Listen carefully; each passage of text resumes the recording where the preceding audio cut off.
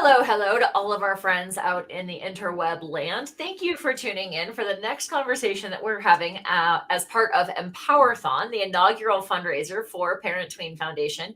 And without any more introduction, I want to say a huge, ginormous, heartfelt thank you to Cary Colleran for joining us today and helping us as we go on and talk about ADHD. So, Cary, thank you for being with us. Of course, I can't wait. Happy to be here. Awesome. So, a couple of housekeeping tidbits. First of all, if you've never heard of the Parent Tween Foundation, it's the nonprofit charitable leg of Parent Tween Connection. What's Parent Tween Connection? It's where parents go when they don't know where to go. We're the connecting place between parents and the professionals who can support them and support their teens. And the Parent Tween Foundation has as our mission to help bridge the financial gap that so frequently exists between families and the professionals that can help them. So, in the month between, actually the 5 weeks between Mother's Day and Father's Day here in the US, our goal is to interview as many professionals as we can. We're aiming for 100, and we're asking them to share high level, not even high level, high quality, valuable, actionable insights across an array of topics relative to life with teens and tweens. So at the end, there will be a shameless plug and a request for you to follow the link in the description to say thank you to Cary by making a donation to the foundation, because she's donating her time to help us get this launched this year. So Cary, so many thanks. I appreciate you. Thank you. So we're talking ADHD. We're talking impulsivity. Let's start there. Why is this even a thing? Well, usually with ADHD, most people recognize that it means that people are hyperactive, inattentive, and impulsive, or a combination of those things. That impulsive part is quite a big piece for most people of ADHD. So it affects us in different ways. It can be impulsive anger. It can be overreaction to things.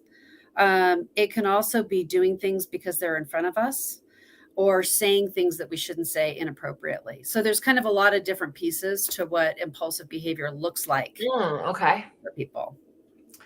Got it. And so, given that there is that array, I imagine that's part of why you're such an advocate for education and learning about ADHD broadly, but also probably more about like how it actually presents for each individual. Yeah. Yes. And I go to a lot of conferences. I've been studying with Chris Dendy, who is an expert in the field nationally. She's up at the top there. And I think that one of her diagrams does the best job of bringing it home. And it's showing kids' ages and then their executive function age, because we're 30% delayed. And when someone's 16, that makes a big difference. All of a sudden they have the executive function of an 11-and-a-half-year-old. Well, emotional regulation is part of executive function. So you might be thinking, well, you're old enough to know better than to do that. But do they really know better at the EF age of 11-and-a-half? And so that really helps bring people's minds into, okay, wait, I don't have realistic expectations here. That's interesting. I was thinking back, we had a conversation about so many women in particular aren't diagnosed until later in life. And I suspect that I navigate ADHD myself. And I think back to my childhood years, and so much makes sense with that lens. I am extremely impulsive. I am not hyperactive per se. And getting in trouble through school, it was all about impulsive behavior. My mom was constantly saying, why did you do that? I'm like, why would you do that? And I'm like, I don't know why I did it. And I really didn't know. I really didn't. Now as an adult, I look at it and I think, wow, I did it because it was in front of me, or it popped into my head. And how horrifying is that? With teens, how horrifying is that? Well, and it makes sense when you combine the impulsivity, if that is one of the big manifestations of ADHD for you, combined with the fact that you were 30% delayed developmentally in terms of executive functions, right? Not only are you impulsive, but you have a third less of your peers in terms of capacity to think about that impulse and the consequences of that action, I imagine. True. And another piece of ADHD is basically we have an impaired sense of time. So we don't have linear thinking. as easily as neurotypical people do. So Mhm. we're not thinking ahead of what could possibly happen. We are in the moment. We are now and not now. And so if something looks interesting right now, Uh-huh. we're like, what could possibly go wrong? Spoiler Because it's alert, a lot. interesting. A lot. Spoiler alert, a lot can go wrong. Indeed. Yes. Okay, so when it comes to, again, one of the points I know you wanted to make is that education about ADHD helps the parents, but also helps the teens and tweens understand why we have this impulsive behavior in the first place. Mhm. So, what are some suggestions that you have? I mean, obviously, somebody like you, right? You help families with this and Mhm. understand the ins and outs. Where else can families go to learn more about ADHD broadly, to complement what they might get from somebody like you for understanding how it presents in more of a specific situation?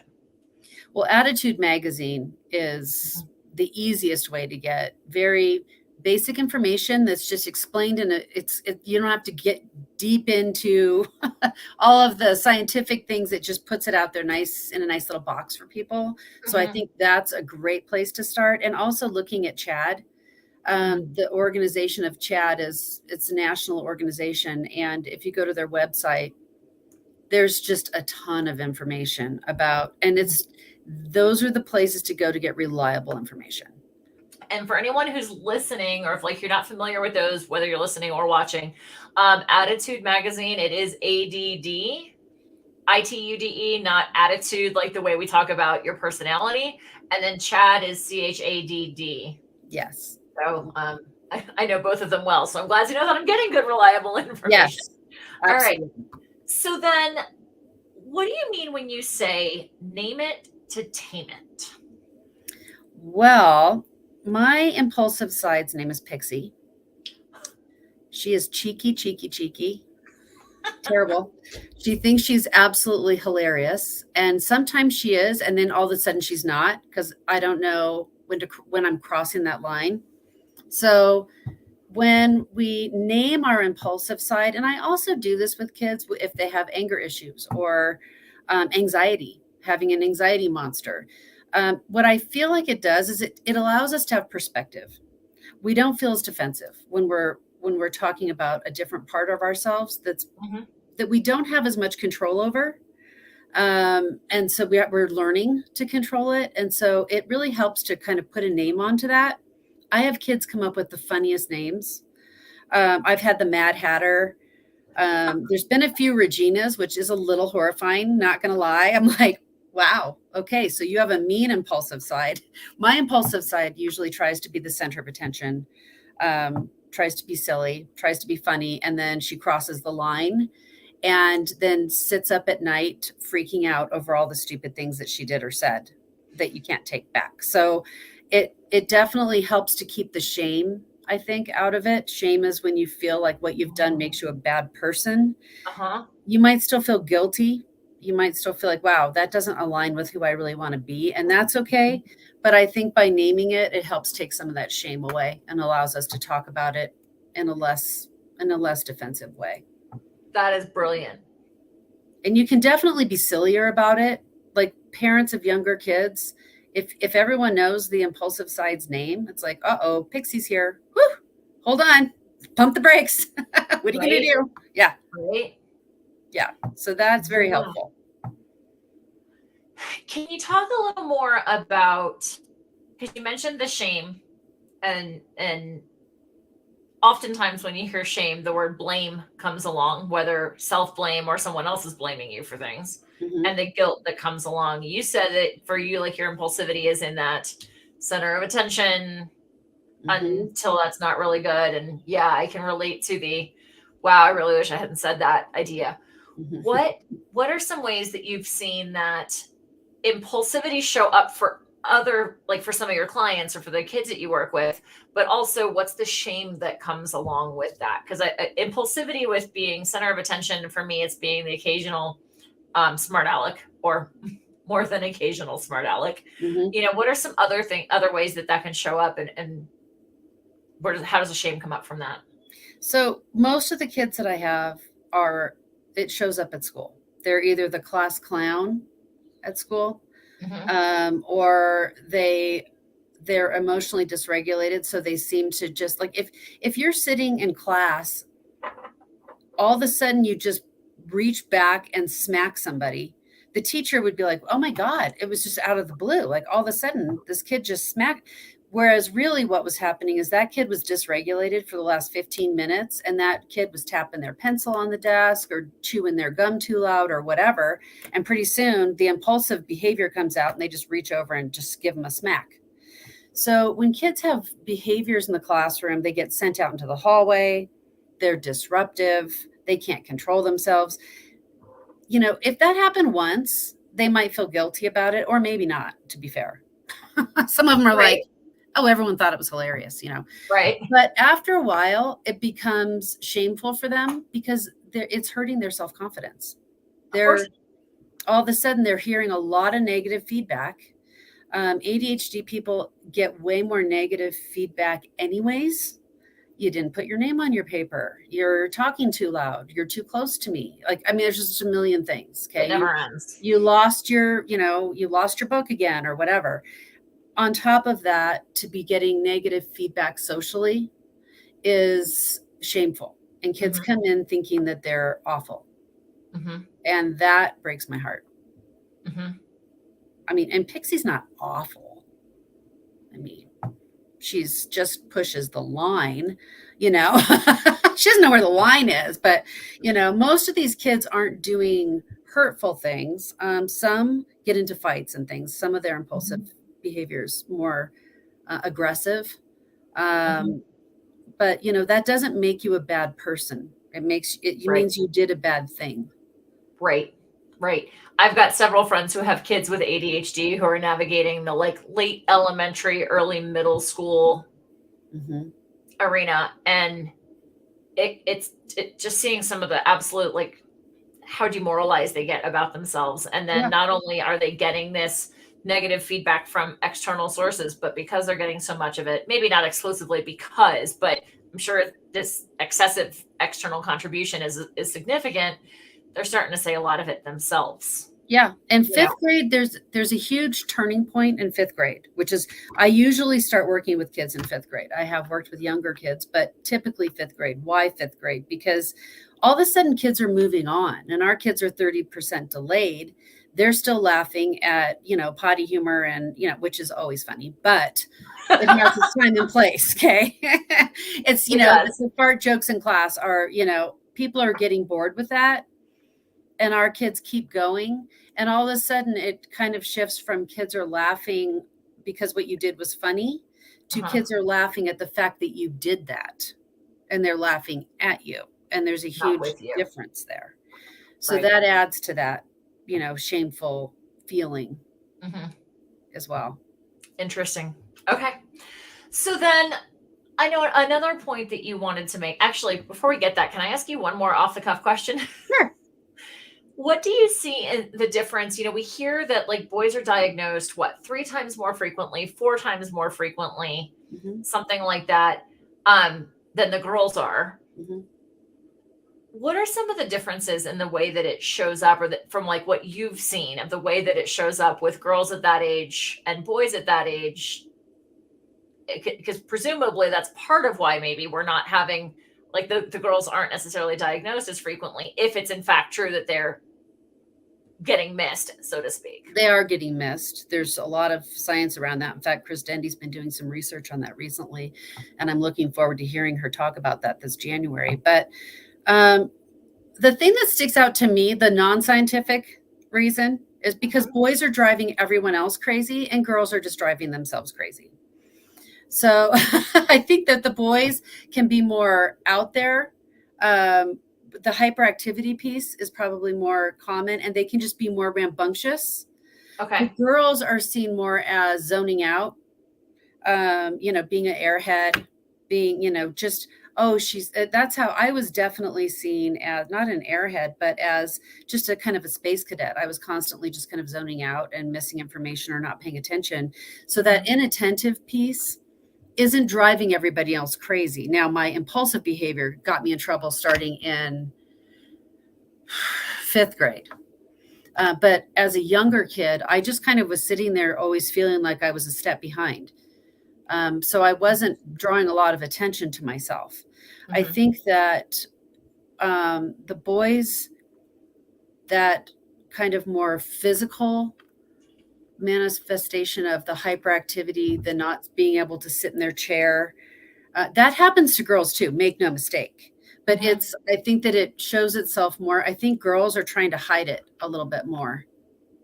Interesting. Okay. They're trying to fit in, and the boys Mhm. are a little bit more oblivious to that and just letting it all hang out. Huh. Okay. I mean, now my own son was inattentive, Mhm.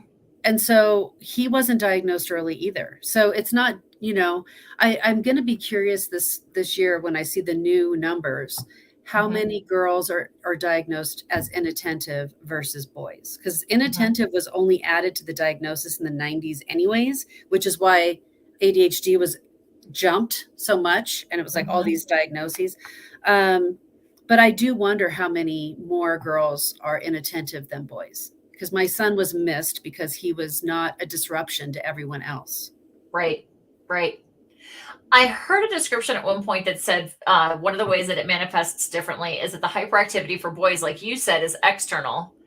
But for girls, that it's Mhm. more internal, like their brains are constantly going, going, going, going, going. And so it's just more internally directed than externally, which That's a seems to more be. PC way of saying it. So let's go with that. I think we should go with that. I was going to That- say, I think that's kind of right in line with what you were saying, wasn't yes, it is. I didn't say it as nicely. I absolutely, and they're all people are diagnosed as ADHD now. So there is no ADD as in the scientific community. it? And Right. that It was each is for DSM-5. that very reason.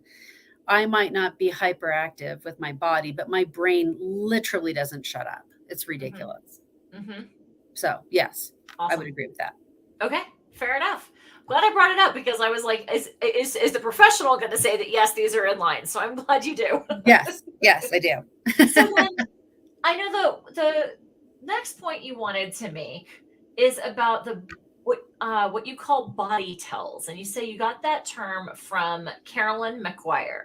Yes. What is that? Like, yeah, what's the dealio? So, Caroline McGuire was one of my instructors that I had in ADCA, which is where I went for ADHD training. And she has a great book it's like all the stuff that we used, which is great. It's Why Will Nobody Play With Me? It's a really great book. And that's where I got this. So, thank you for mentioning that.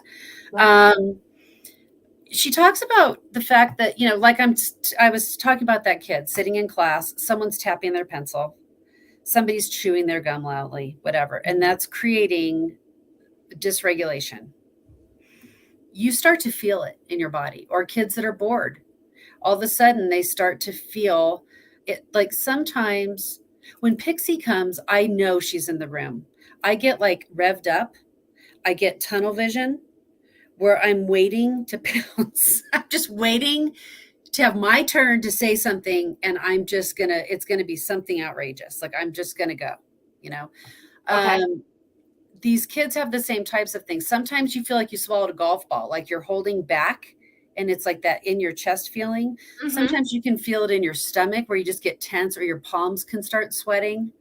You can start to feel kind of a buzz. It's different for everyone, and kids should start to get in tune with what does my body feel like before I did that. What did it feel like? I'm sitting in class and Fascinating. I'm bored, and I'm sitting there like this, and inside I'm like, like I literally just I feel like that. That's how it feels inside. I'm Uh just huh. internally going absolutely crazy. That's when you can stop Pixie from coming. Once she's out, and you just have Right. to wait it out. There is no putting her back in the box. No way, Uh-huh. Jose. But if you can know what it feels like when your impulsive side just enters the room, you can have a plan for that. That's something I can handle. In a classroom, I can say, wow, this kid needs a counselor pass. They need to be able to hit the road, because I can't tell you how many times people told me that I needed to pause. And as the ADHD person, I'm like, wait, what? Oh Like, my God. wouldn't that be nice? Yeah. Thanks for the Right. information. Love it. Right. You know? Right. how do you pause? Like, I'm an impulsive person. Like, I have impulse control problems. I'm not pausing.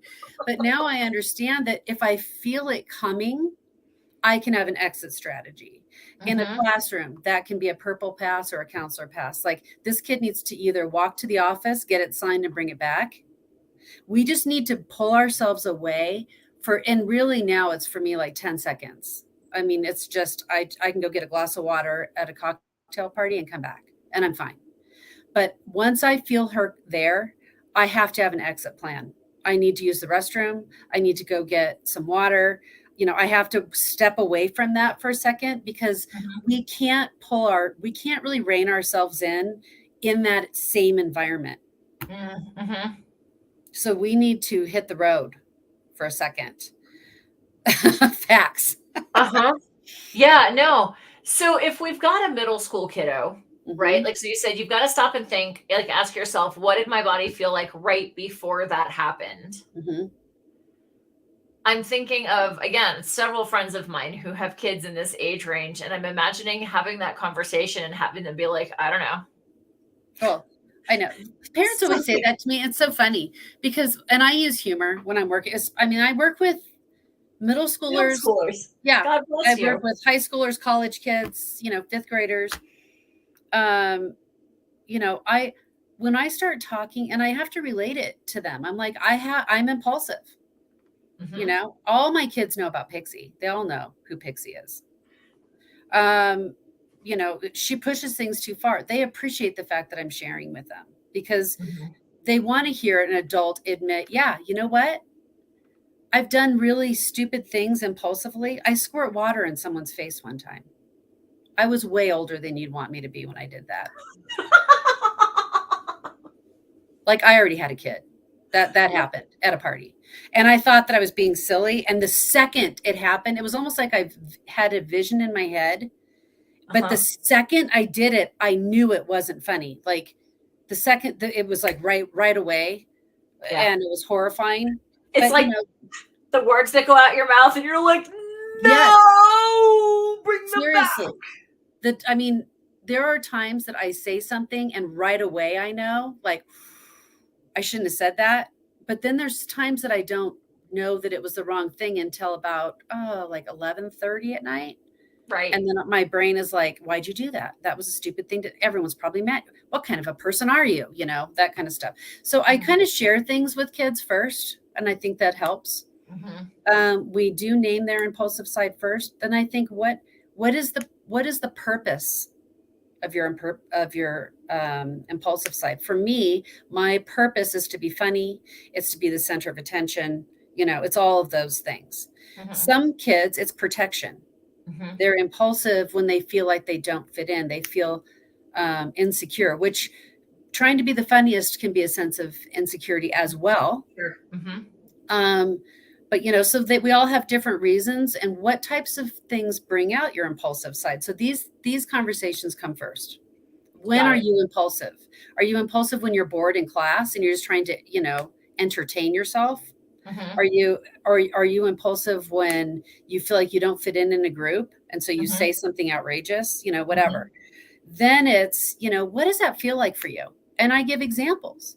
Like, can you feel that in your stomach? Can you feel that in your hands? Do you feel like tight? Do you Mm-hmm. feel revved up? And when they say, I don't know, over and over and I do get that with teenagers, usually I'll be like, I swear to God, if you say, I don't know one more time, I'm going to come over and I'm going to smack you right in the back of the head. So Now, I'm I gonna am let not your teacher and I'm not your therapist. I will do it. Like, yeah, No, let's be clear. That would be Pixie doing it. yeah, yeah. Pixie's coming out. You better watch out because that Pixie's going to show up and you have no idea who you're dealing with. Right. So then, in addition to helping kids, either themselves or with somebody like you, helping kids name their wild side, as it were, their wild child, or the impulsive aspect of their being, and then starting to pay attention to these tells and creating the plans. What other things have you seen that parents can do to support their kids? Because, like you said, a lot of it comes out in school. The kids get labeled as the problem child, and this, there's There's a lot of shame for the kids, but I think to some extent there's a lot of shame for parents because they don't love getting called by the principal No. twice a week. They don't, they don't love hearing rumors flying or like whispers about like, ooh, their kids misbehave in class or whatever, like Mhm. what else can mom or dad or grandparents do to support the kids at home to help minimize the impact? I think that the best way is by talking them through things first.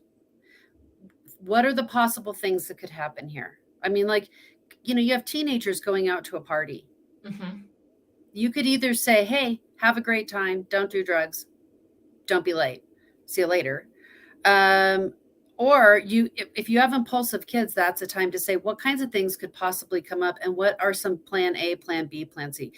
Do you need an escape route? Do you need to be able to come home and send me a message? And then I'll be like, hey, you know, I'm coming to get you, and you can put that on me. That's Right. fine. Right. Or do you just need to talk about how can you step away from something long enough to think it through? Like 20 seconds. Right. Can you just go to the bathroom? I mean, I honestly, I chewed chewing tobacco when I was in like 7th grade. I mean, okay, I don't spit. I didn't want to spit. I just wanted to see what it tasted like. And so I ate it, is what I did. And I threw up for a solid 3 hours. Like it was pretty that was a natural consequence, let's just I was say. going to say that was a very good lesson, if nothing else. But that was one of those times that my mom was like, why would you do that? And I'm like, I don't know. I don't know why. Well, somebody offered it to me. Do you want to see what it's Mhm. like? And it smelled like wintergreen. So I thought, how bad could it be? Sure, I'll see what that tastes like. Talking about those things ahead of time, if people do offer you something, like when it comes to vaping, when it comes to, and you don't want to be the kid that says no, maybe, or you don't want to be, what are some possible exit strategies for you to think it through? Just to give it 10 seconds and make sure Mhm. that that's something that, those talks ahead of time. Hey, we're going to a barbecue. There's going to be kids there. Talking about things. Do you think people will be running inside? Do you think they're going to be running all over the place inside? Talking about those Mhm. things ahead of time, setting up some reasonable expectations, and then even giving them like a silent little code. I had a dad that would do this on his wrist, and he didn't even wear a watch, which I thought was funny, but that was watch yourself, because he could see his kid was getting too revved up with other kids. Uh-huh. And so he would give him that. And that was that kid's sign to like make an exit for a second, calm down, and then come back. So, I and like that. yeah, and teachers can do that as well. And it makes kids feel like that adult is on their side. Hey, I've got your back. Yeah. You're not Yep. picking up on social cues here because your ADHD is in the way. I can see that people are getting annoyed. Step out for a second. I don't want to embarrass you. And I don't want you Mhm. to end up feeling embarrassed. So coming up with plans at talking that through ahead of time is huge. Huge. Mhm. Mhm. Well, and that makes so much sense that that's those little things. A couple of the conversations we had yesterday were relative to like if you take the time on the little things, then the bigger things are easier to navigate. Mm-hmm. And that's exactly that is going like, hey, I'm here to help you. Let's think ahead about it. And let's make sure that we've got a way that we can communicate with each other when the stakes are low so that when the stakes aren't as low, you'll call me for an escape plan or you'll trust me that when I tap my wrist, like you'll know that I'm not doing it to be your nag or to be a disciplinarian. It's that I'm trying to help you when I think you Mm-hmm. need it and giving you the opportunity to save face. And letting the kids pick what that sign is, because even if you have the best ADHD people hate to be told what to do. And I mean, it is no joke. Okay. So I know all teenagers hate to be told what to do. But so if you're adding even more on top of that, okay, because we really hate it. So allowing the teen or tween or even younger to say, what would be a good sign if I can see things so that you can get out beforehand? And let them come up with what that is and let them change it occasionally, because what happens is parents end up using things too much, and then the kid gets annoyed Mhm. with it. So having those conversations and, wow, you know what? I can see that you've become annoyed with that. So, is it because I'm pointing out too many things? Do you want me to pump the brakes on that a little bit? Or is it because I'm using the same thing over and over and maybe we should change that up? That's important. They need to feel, they need buy-in. They need to feel like they're part of the plan. Yeah. And I love when teachers do that. My sister does. She'll, at the beginning of a year with kids she knows are having a hard time from other teachers telling her, which happens. She'll sit with that kid when they're doing great. And she'll be like, hey, let's make a little note card here that I can give to you when you're having a hard time, or when you are impulsive in class, or when you're blurting things out, so that you come up with ideas that are going to help you during that time. What are some options? What can I do for you? How can I help you get regulated? Because when kids are doing that, that is a sign of distress. They actually, they're not in control of themselves completely, and it's stressful. Oh yeah, absolutely. Awesome. Cary, gosh, you've given us so much information that even with the research I've done, I learned more today. So I'm thrilled that we were able to have you on as a guest. And for anyone tuning in, here's the shameless plug I promised you. It's an invitation that if you got some ahas and some good valuable information from Cary, the best way you can say thank you is to follow the link in the description, whether you're watching us on our Facebook group, on our LinkedIn page, or on YouTube. That link will be active until at least June 18th of 2023. And we also have a little bit of a friendly competition going on with our professionals who are joining us this month, that whoever is the fundraisingest professional who helps us bring in the most in donations, we will take 20% of whatever their collective or their personal collections are and donate them to a family-focused nonprofit of their choice. And so, Cary, you had indicated that you wanted to support Cary Cares, which is here in Colorado. Can you tell us a little bit about them? Yeah, so they address suburban poverty, basically. So, in all of our neighborhoods, there are people struggling, and there's a lot of shame in that, as we were talking about. And so it's finding help that isn't just, it's not just a food bank. It's an entire system of help to help people get back on their feet, to provide resources for financial planning and budgeting. They have a store for families that they can shop in, and then they also do food for thought, and they deliver food to kids for the weekend. That's where I was working for a few years. We deliver a bag of food for a kid to have over the weekend, so that they have cereal and soup and things like that over the weekend. Awesome. Yeah. Good. Fantastic. There's so many amazing organizations out there that are doing good work, and we want to support them as well. So thank you for bringing them into our world. So again, shameless plug, anyone listening, please go make a donation, even if it's $5, like $5 and $5 and $5, they add up. So we appreciate anything that you can offer. And Cary, thank you so much. I'm so glad you were able to join us. I'm so glad you asked. Thanks for having me. Absolutely. Have a great one, everyone. Bye-bye.